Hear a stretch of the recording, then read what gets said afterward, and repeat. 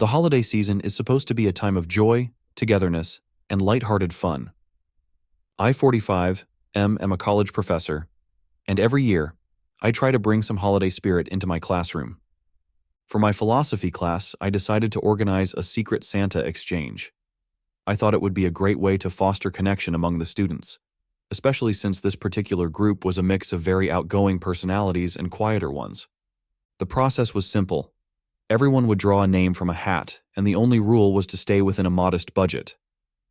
I, too, decided to participate to make it more inclusive. When I drew a name, it turned out to be Sarah, 16F, one of the youngest students in the class. She's a dual enrollment high school student attending my college courses, and while she's shy, she's exceptionally bright and well-mannered. For Sarah, I wanted to give something thoughtful yet simple. Something that showed I valued her effort in class without crossing any professional boundaries. After a lot of deliberation, I settled on a high-quality, leather-bound journal. I'd noticed Sarah often took meticulous notes in her spiral notebooks during my lectures, and I figured a journal would be a perfect gift. At home, however, my holiday preparations were a bit more chaotic. My wife and I had been together for over 20 years, and as part of our tradition, we exchange gifts every Christmas Eve. This year, I decided to surprise her with something a bit risque, an adult toy. I know it's unconventional, but my wife and I like to keep the spark alive in our relationship. I wrapped the toy carefully, adding a playful, suggestive note that read, "For when I'm not there to handle things myself. Hope you enjoy unwrapping this later tonight." I even used the same wrapping paper I'd bought for the Secret Santa exchange. The following morning, I was running late. Between grading final papers and the chaos of last-minute holiday errands, I had barely slept. In my rush to leave the house, I grabbed the wrong gift from under the tree. My wife's gift, the adult toy, was now in my bag, and I didn't even realize it. When I got to class, the atmosphere was festive. Students were excitedly exchanging gifts, laughing, and enjoying the moment.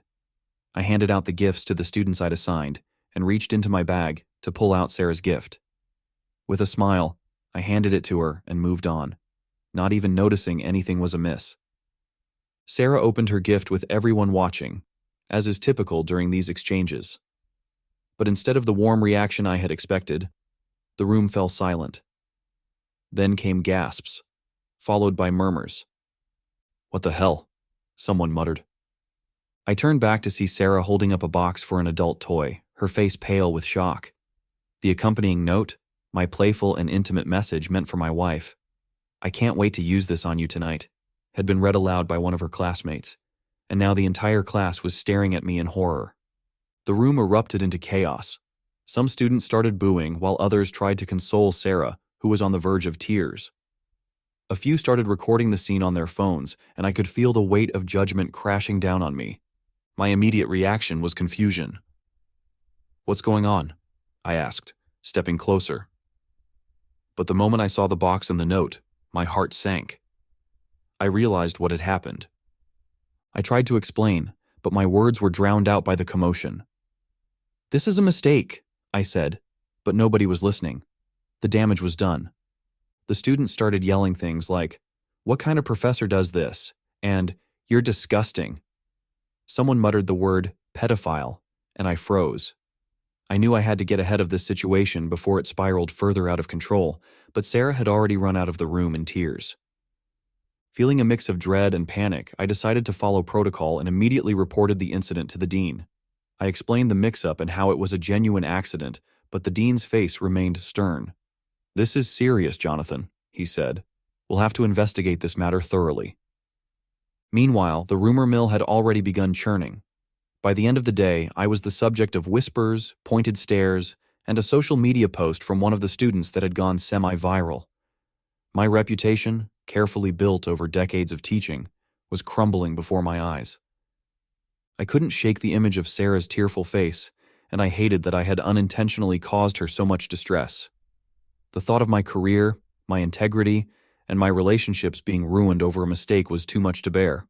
Little did I know, the worst was yet to come. That evening, my phone wouldn't stop buzzing. Emails, texts, and even some calls from colleagues who were hearing things, rumors, mostly, about what had happened in class. But I couldn't explain. It wasn't like anyone was listening to me. By the time I called my wife to explain the situation, her voice on the other end was full of disbelief. "You did what?" she asked, barely able to process it. She, of course, was furious. Not with me, but at the situation. She immediately insisted we go to the school together to clear everything up, but by then, it felt like the entire campus had already made their decision. The dean didn't even look me in the eye when I showed up the next morning with my wife. He merely handed me a letter of suspension. "You're suspended with immediate effect, pending an investigation. You are not to contact any students or faculty, and you will remain off the campus until further notice." It was like a slap in the face. I had tried to explain that it was all an honest mistake. My wife and Sarah had the same name, the identical wrapping paper, and I had mixed up the gifts. But nobody cared. They already had me labeled as a predator, and I was powerless to change their minds. By noon, I was informed that the school was going to launch a full investigation. The worst part wasn't even the suspension, though. It was the way people looked at me. Colleagues I had worked with for years avoided eye contact. Students who had once been respectful now gossiped behind my back. The dean made it clear that the rumors were far too serious to ignore, and that was why I was suspended with immediate effect. I'm posting here to see if anyone has been through something similar or has advice on how I should handle this mess. I feel like my life is falling apart, and I don't know if there's anything I can do to fix it. AITA for this entire disaster? Story 2. My parents brought my ex-girlfriend to my Christmas dinner, hoping that I would leave my gay partner for her. So here's my situation.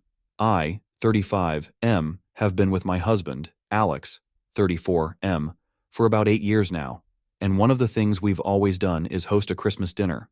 It all started years ago after my conservative family repeatedly excluded us from their holiday gatherings. My parents, while they've always been loving in their own way, just couldn't get on board with the whole gay thing. After years of hearing about family Christmases that we weren't invited to, Alex and I decided to make our own tradition. It's been a blast ever since. We'd invite a few close friends, exchange gifts, and enjoy each other's company. It's become a time of joy, not only because it's our time to bond as a couple, but also because it felt like the holidays were finally something we could celebrate in our own way, without feeling judged. It was our thing, and every year we made sure it was the most fun, relaxed evening possible. But this year was different. A few weeks before Christmas, I got a call from my mom. She was very sweet and emotional on the phone, something I hadn't heard in a while. She told me they were so proud of me and how much they missed me, and that they'd love to join us for Christmas dinner this year. Now, I'm not going to lie, I was shocked. After all the years of awkward holiday dinners where I had to fight for a seat at the table, I couldn't believe they were asking to come. To say I was caught off guard would be an understatement. When I told Alex, he wasn't exactly thrilled. He had always been the more skeptical one when it came to my family. In his eyes, they hadn't done enough to make up for the way they treated us all these years. He was hesitant. He asked me 1,000,000 times if I was sure, and I understood his concerns. He didn't want us to get hurt again. But after talking it through, I figured this could be the moment we'd been waiting for. Finally getting to have a family Christmas with my parents. I had this idea in my head that maybe, just maybe, this could be the start of something new. Maybe this year would be the year that things would finally click with my family, and we'd be able to share a holiday like everyone else. I wanted it so badly. I wanted them to see how much we had grown as a couple, how much Alex meant to me, and how much we had built together. So I agreed. I invited them. I told Alex that we should make it happen for me, for us, even though he was not fully on board. Alex, being the understanding guy he is, agreed, but I could see the tension in his eyes. He was hesitant, but he didn't want to ruin my hopes. I could tell he was putting on a brave face for me, but deep down, I knew he was worried it was going to be another awkward disaster. So, the day came. My parents arrived at our home with the kind of exaggerated enthusiasm that made me instantly uneasy. They were a bit too eager, too cheerful, almost as if they were trying to make up for lost time. My mom brought a bunch of homemade pies, and my dad carried a bottle of wine. Again, something that felt a little too much like they were overcompensating for their past behavior. The moment they stepped inside, I could tell Alex was on edge. He greeted them politely, but wasn't as warm as he normally would be. I could see it in his eyes. He didn't trust them. He had always been more cautious with people who had hurt him before, and my family's history wasn't exactly a glowing example of acceptance. At first, everything seemed fine.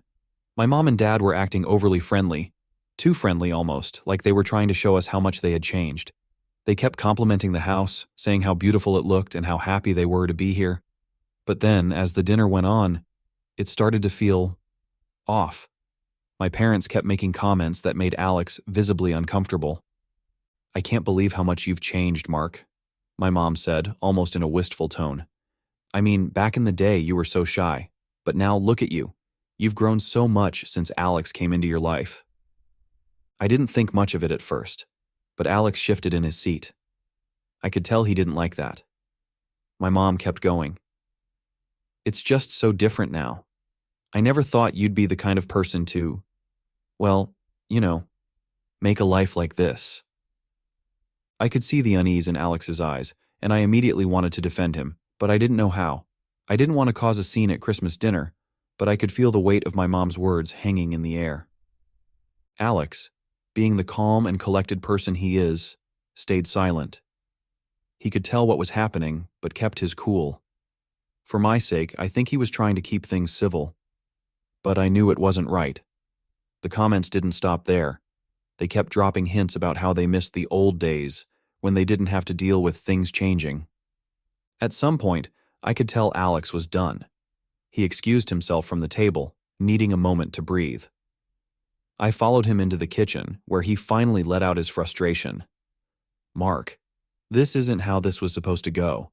They're not sorry, they're just trying to cover their tracks." I know, I said, feeling my heart sink. I just wanted this to be normal. I wanted them to finally accept us, to see how far we've come. "I get it, but this is just more of the same. They haven't changed," Alex said, his voice low. I could see the hurt in his eyes, and I felt a knot in my stomach. I didn't know what to do. I wanted this to work, but I was beginning to feel the same unease. Something about my parents' behavior just didn't sit right. I looked back at the dinner table, where my parents were still chatting away, trying too hard to convince themselves they were welcome here. The cracks were starting to show, and I didn't know how to fix it. But I knew this wasn't going to be the peaceful holiday I had imagined, and I feared that the more I tried to make it work, the more I was pushing Alex away. As dinner proceeded, the tension in the air became almost unbearable. I tried to focus on the conversation, hoping the evening would somehow improve, but I could feel it. The words my mom had dropped earlier, the constant undertones, and the barely veiled discomfort in the room.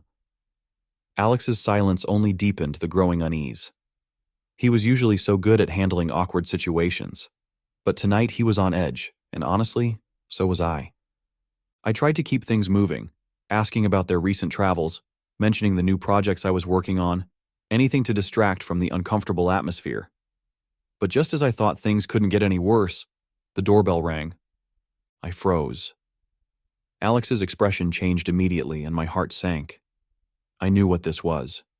No one had been expected and no one should have been arriving unannounced. I could tell from the tension in Alex's body that he knew something was coming. I walked to the door and opened it, and there she was, Sarah. I wish I could say I was surprised, but deep down, I had a sinking feeling this was coming. Sarah was my ex-girlfriend, someone my parents had always liked, and frankly, someone they'd tried to force into my life for years. They were convinced that she was the perfect match for me, despite the fact that I had ended things with her years ago. She was always the one they seemed to believe I should have been with, no matter how many times I told them I was done with that chapter. "Hey, Mark," Sarah said, awkwardly smiling as she stepped inside. "I hope I'm not interrupting anything." Her eyes flicked nervously between me and Alex. I glanced over at Alex, who was now standing behind me. His face had drained of color, and I could feel the anger rising in him. "Sarah?" I asked, trying to mask the disbelief in my voice. "What are you doing here?" "Oh, Sarah hesitated, glancing over her shoulder toward my parents who were standing in the hallway, grinning like this was some sort of victory. "Your parents invited me. They said you were, reconsidering your choices." I couldn't believe it. My parents had invited my ex-girlfriend without telling me and told her I was reconsidering my choices? What the hell was that supposed to mean? My heart was pounding in my chest as I turned to my parents, who were now standing by the doorway, watching the scene unfold with smug expressions. Mom, Dad, what is going on? I demanded, my voice rising in anger. I looked at them, my hands clenched at my sides. What the hell were you thinking? Why would you invite her here? We thought it might be good for you, my mom said in that too casual voice. Maybe seeing Sarah again would help you realize what a normal life looks like. Alex's jaw clenched at the words. He stepped forward, his voice sharp. What does that mean exactly? A normal life? You're saying that this, he gestured between us, isn't normal? I could see the fury building in him, his patience clearly running thin. You honestly think that bringing Sarah here is going to change anything? You think I just magically realized that I should be with someone who you like, even though I told you I'm in love with someone else? My mom, clearly unfazed, just shrugged. We just want you to be happy, Mark. And we know how close you two were. Sarah's a good person. She's normal. She's what you need. My blood was boiling. How could they say that? How could they stand there and tell me I wasn't living a normal life because I was with Alex? Wasn't it enough that we had been together for years, that we had our own lives and our own traditions? Why couldn't they just accept us for who we were? I stood up straight, feeling my chest tighten as I looked at Alex. His face was pale, the hurt in his eyes cutting deeper than I had expected. He had always known my family had issues with us being together, but to see them openly disrespecting him like this, inviting my ex-girlfriend behind his back, claiming he wasn't normal enough for their son, it was too much. Mom, Dad, this is enough, I said, my voice trembling with emotion. You've crossed the line, and I'm not going to let you do this anymore.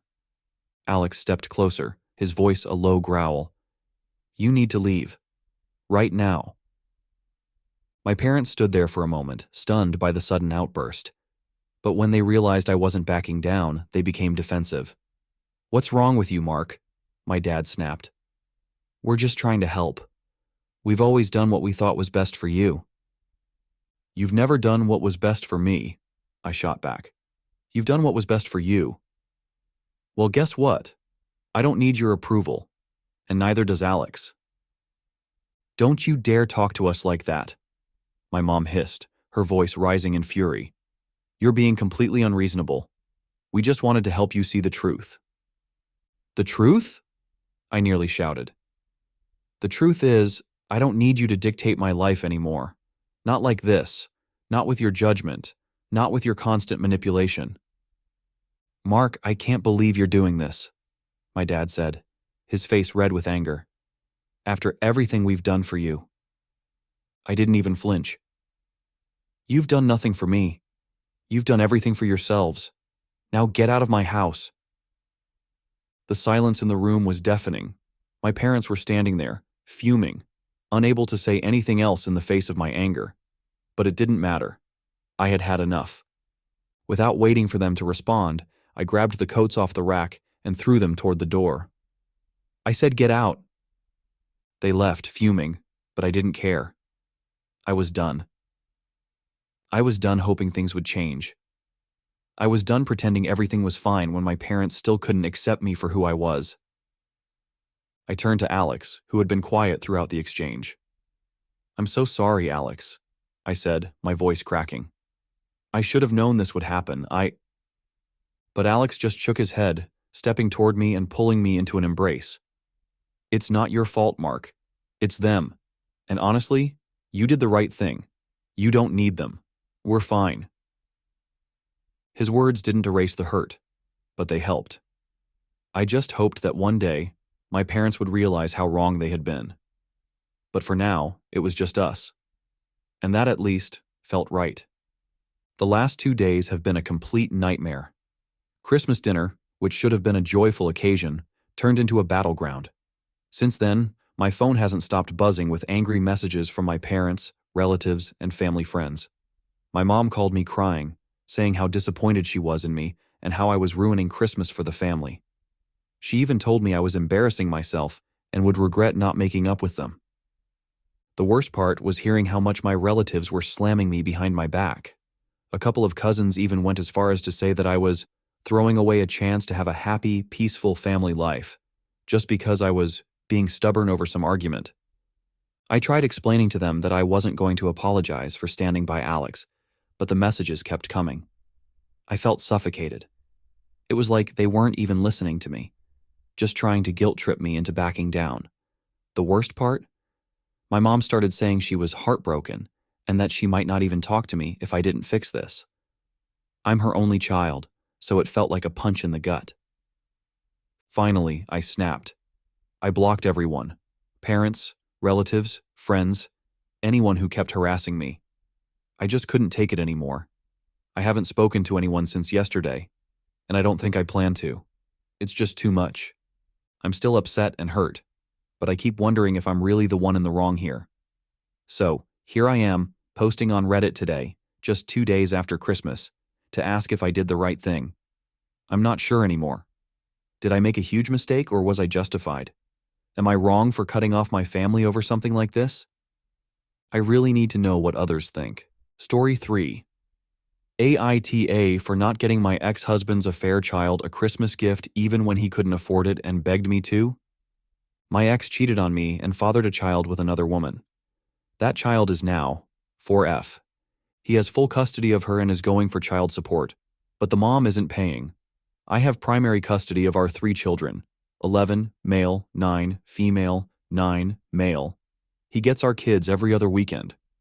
I have only seen this child 5 times, and I don't have a relationship of any kind with her.